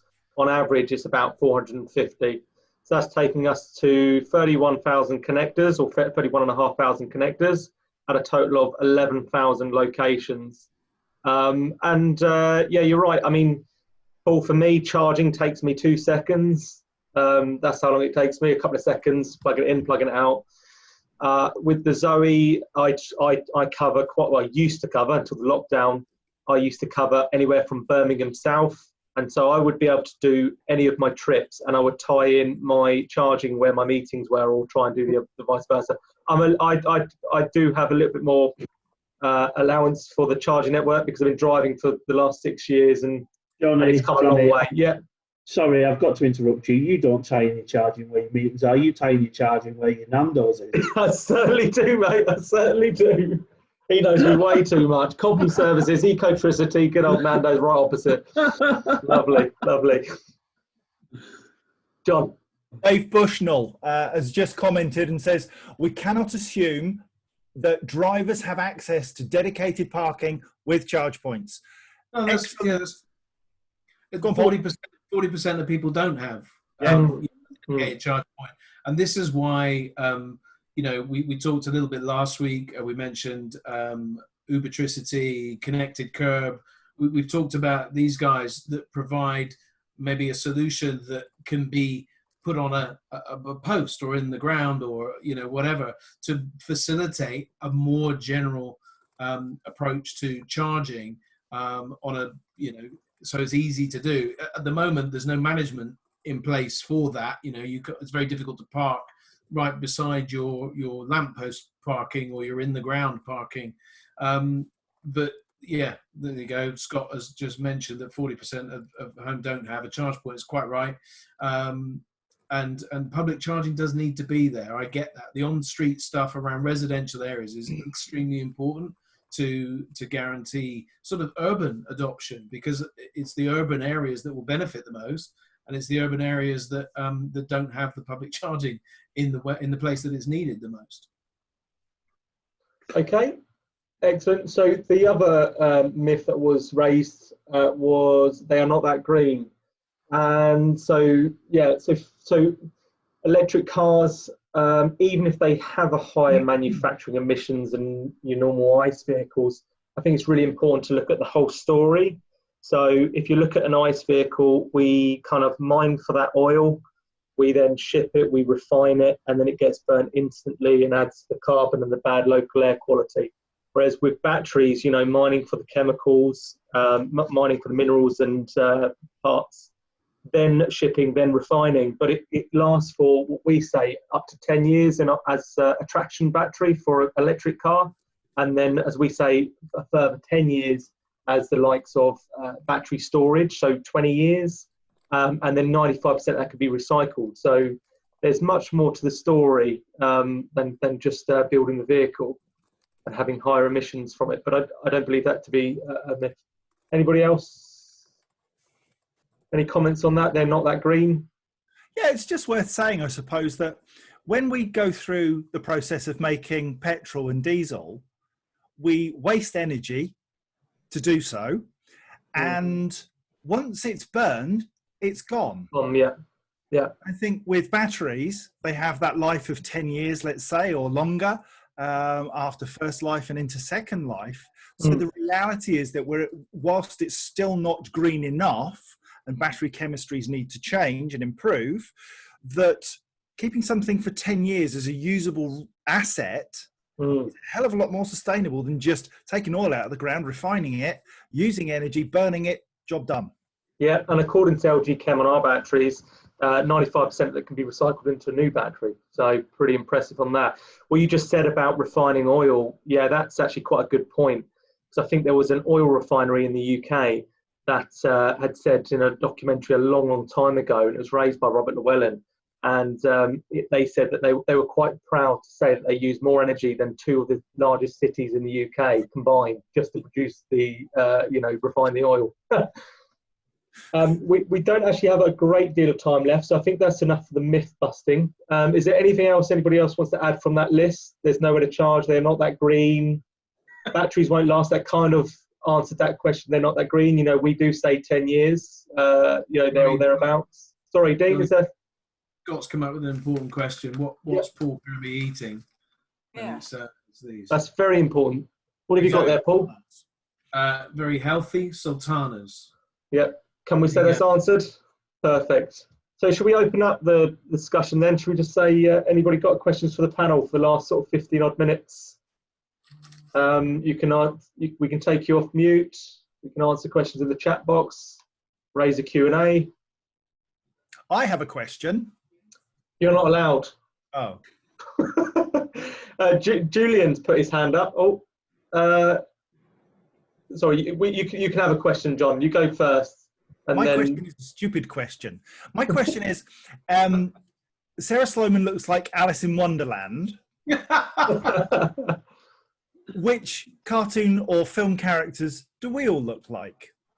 Okay, we'll look forward to that. I'm going to say, Sarah Sloman, Paul, and John, you've all won the competition for wearing your fancy dress. So what I'll be doing when this lockdown finishes, I'll be getting a Renault 2020 planner and diary, so you can make full use of your diary through lockdown. And but we'll do that afterwards. But what characters do we look like? Has anyone commented yet? No. John is hair. Sorry. How do you move people off here as an attendee? Julian, we're gonna unmute Julian, and I think Will's raised his hand as well, so we'll unmute them at the same time. Is Joe exotic, by the way, Brent? He means Jonny. After this lockdown, Brent, I'll have a mullet and I'll dye it blonde. So, Julian, you've raised your hand. William hasn't. You are on. Can you hear us? Yeah, I can hear you. Yeah. To be honest with you, I just want to go back to the point about there aren't enough chargers. And actually, one thing that sort of really impressed me when I came into this whole EV sector was the idea that people are renting out their home chargers to other people. So once again, because of the space I'm in, and because we look a lot about we look at utilization a lot. I think that's one area to try and solve that problem. I think with chargers, there's been, say for example, if someone's gone out for a day, and I know that I think they're called Charge Go and PlugShare. are the two main apps that I know that do it. I think ZapMap just added a feature for that as well. I think that can really tackle that problem of there aren't enough chargers around, because I think just the numbers that John was even giving out actually don't account for those chargers, those home chargers that aren't being utilized. So suddenly we now have a huge influx of chargers that are available.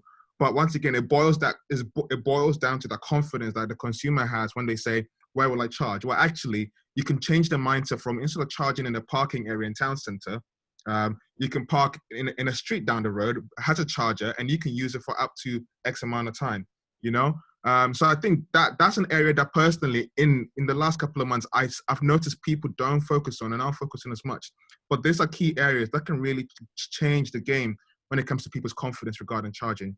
And arguably, I think, this is just an assumption, no research behind it, I think people feel slightly safer charging at a resident's house that they've met, they've plugged in their car, they've gone to town, come back, than they would charging in a, just a random area, basically, that potentially hasn't got any security. So it's just an assumption. There's no evidence behind that. But I think that's an area that needs to be explored further as well, in my opinion. That's it. Thank you. Yeah, perfect, Julian. If you want to use my charger, you can, but you're paying 50 pence per kilowatt hour if you want to. I like that. Too far for me, mate. It's too far for me, but I'll consider it. You get a good cup of tea as well. Profiteering. That's what that is. Shameless profiteering. Stand and deliver. It's only Julian, that's all. Paul, you get tea break. Thanks for that, Julian. Appreciate it. Yeah, thank you. Yeah, I use Just Park every time I go into a city, and I'd love for people to advertise they've got a charge point, and I can use that. They're charging their space and their charge point. That'd be fantastic, and incorporate it all into the cost. That'll make my life an absolute dream.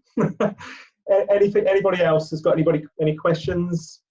Willem Bartman. Can I just give Willem Bartman a shout out, please? Because Willem is from South Africa.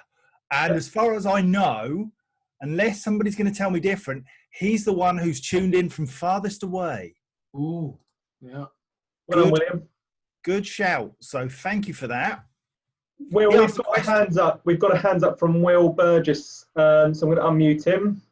No, he said he done it by accident earlier. Oh no, I am. I just want to adapt on Julian's point about obviously people opening home charging up to EV users, just because it's not only obviously giving people more facility to charge and then getting EV drivers, making them feel more secure about where they can charge and people that don't even have an EV yet. But then you're also opening an opportunity for homeowners, landlords and the likes to actually create an additional stream of revenue and get them realizing the benefits of not just having an EV, but charging facilities as well. And you're giving them another way to make money and to actually help their local community of EV drivers.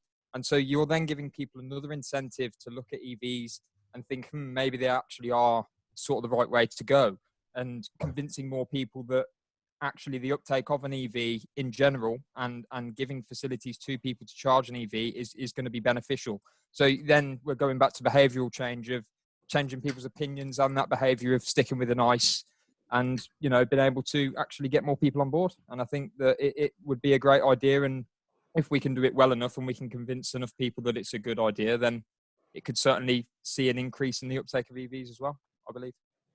Thanks, Will. Any more questions? I've just thought of a question that I'm going to pitch to the attendees, as we still got 41 on. It's a chance for you to win one of these lovely diaries, 2020 planners from Renault, and a calendar, although you might not make the most of it this year if we carry on LinkedIn. Okay, lockdown. So the question is, and it's for the first 5 people who will get this, and I'll ship once we are out of lockdown. The question is, and if you've been watching my Zoe videos, then you might have a chance answering this quickly. But what, according to WLTP, what range does a Zoe have, and how much more is that to our closest competitor? So 2 questions. So how many more miles than it is to our closest competitor in that segment of vehicle, B-class segment of vehicle? So those 2 questions. There's a chance to win this. I'll let you put them in the box, and I'll check later to see who's won. Any other questions from the panel? anyone want to say anything? Any last words? Well, it sounds really grim, that, doesn't it? Any last words? Last words for me are, this platform works really well from a panelist perspective. Hope it does for those that have joined in. And we got up to 60 almost at one point, I think. Well done to Jonny, because an awful lot of work goes into this. He makes it look really easy, but it's actually quite a challenge. And Sarah, love your ears. Oh, thank you. I think we've got kind of suggestions now for everybody around who the characters are, the cartoon characters. So we do have Alice in Wonderland for Sarah. I think we have the Deer Hunter for Jonny. I think we had Peter Griffin for Mathew Kiziuk. Benny from Crossroads for Paul Kirby. Who is not a cartoon character? Just saying. And you are, Paul, maybe it's and Dean, you're a little enigmatic, a bit like Charlie from Charlie's Angels. You know what? I normally get the bloke. Effervescent. Name. Sorry. Effervescent. Effervescent. Yeah. No, I normally get the bloke off of Pointless or Louis Theroux. They tend to be the ones I get. Oh yeah. Okay. and notably nothing for you, John. Hair Bear Bunch, apparently. Oh, Hair Bear, that was right. So, well, I'm glad. I usually get Steve Coogan, so I'm quite happy. Alan Partridge all the time. How flattering. I know. Right, so we're seeing a lot of answers. There's only one person who's got it right so far on the Zoe side of things. I just want to say a big thanks to the panelists for joining us today and last week. I'm sure we can keep something like this keep going, and I'd love for all of you to be still part of all this conversation. I think it's worked really well. I've really enjoyed myself. I'd like to thank my northern counterpart, Mathew Kiziuk, for supporting me on all these, and we're doing this together. So we're going to carry on doing this for the foreseeable, as much as lockdown is going to continue anyway. So on that note, guys, we're 5 minutes early, but unless anybody's got any questions you want to raise their hands or put anything in the Q&A, we're going to wrap up, I think. So you got one sentence, John, to wrap up today's discussion. What do you want to say to those out there? Those that have done this have learned and developed and grown. Those that still have to do it, we're with you. This is a community. We'll support each other because we care. Paul, your turn. What I've loved about this is that, as I mentioned at the beginning, I'm an Evey journeyman. I'm learning as I go, and I've learned new stuff today, and I love the community that's building around this theme, and also the energy that's coming, if you excuse the pun, from both this cafe, but also the group of people that are joining us for this. It's a privilege to be a part of. Excellent. Dean? Yeah, just to say thanks for letting me take part. I hope everyone that's signed in has learned something about the AA today that they didn't know we did. So that was the main objective for me. But thanks. Easter Bunny, Sarah?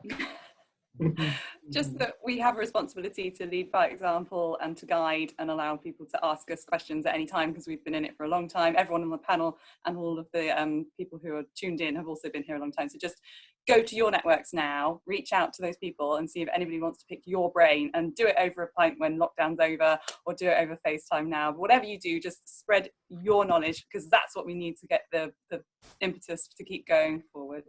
Are you saying that after the lockdown Beers. that we actually create a real pub, the EV pub? Is that what you're saying? Yeah. Yes. Mathew, any lasting words from you? Just love to thank all of you that have come on today as attendees, and the fabulous panel again. You've been great, guys.